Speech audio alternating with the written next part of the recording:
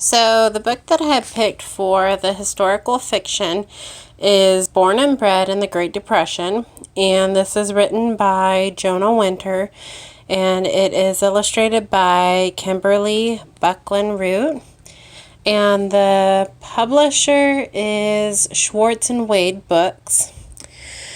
So, the reason why I picked this is it is historically accurate, there's colorful images. It has an authentic setting, and I also find the Great Depression to be really interesting. And the interesting part I find from this book is it involves children, so they can relate. So I'm going to read a section of this. I don't know if I'll be able to get all the way through it because it is kind of a longer picture book. Born and Bred in the Great Depression. And another interesting thing is the pictures in the front. They're actually from his grandpa, and they are from around the Great Depression time. So that is why he wrote this book. It was really neat. Born and Bred in the Great Depression.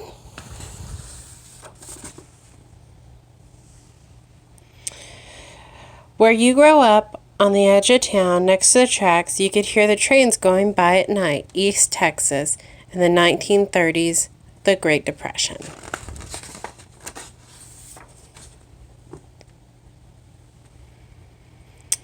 In that tiny white frame house, there were 10 of you, 8 kids, and your parents, in 4 small rooms. You slept at the foot of one bed because there were only 2 beds, and you were the youngest. You had to read by kerosene lanterns because you couldn't afford electricity. You got your water from a well because there was no indoor plumbing. There were no toilets, so you had an outhouse. I know because you've told me, Dad, this is the world you grew up in.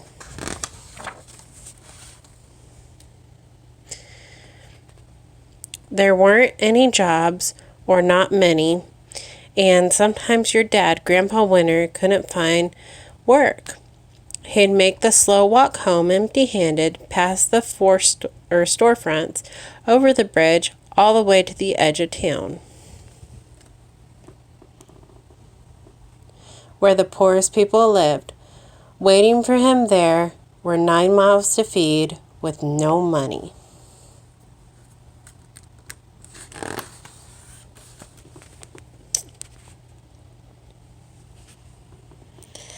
Some mornings at the lumber yard where Grandpa sometimes worked, he had to run a foot race against other men like him.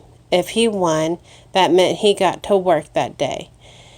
That meant he'd won the right to sweat in the hot Texas sun, painting railroad ties with tar, hoisting them up when they were dry for 10 cents an hour. Low-paying work was better than no work at all.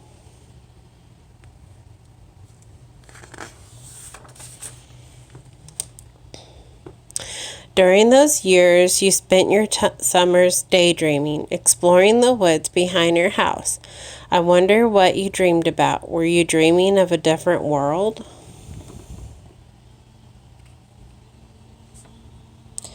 With no money for new shoes, your feet got tough as leather, walking barefoot down the gravel roads, walking on the hot rails day after day. That's what you've said. But you've also said you never went hungry.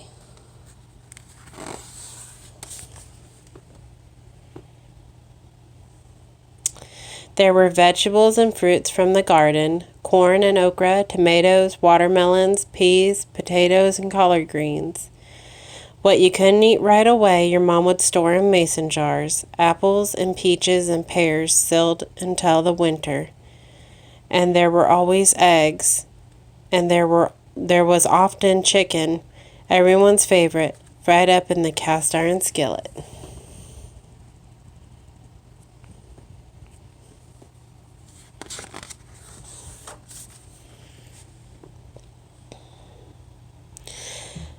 How hard Granny Winter must have worked.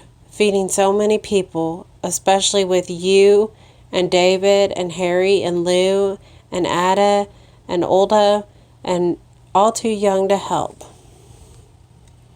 The way you describe her, Granny Winter did everything, cooking, cleaning, gardening, milking, but even as strong and as tough as she was, she went a little crazy sometimes. You've said that she was so afraid of storms. So that is all I'm going to read of this book.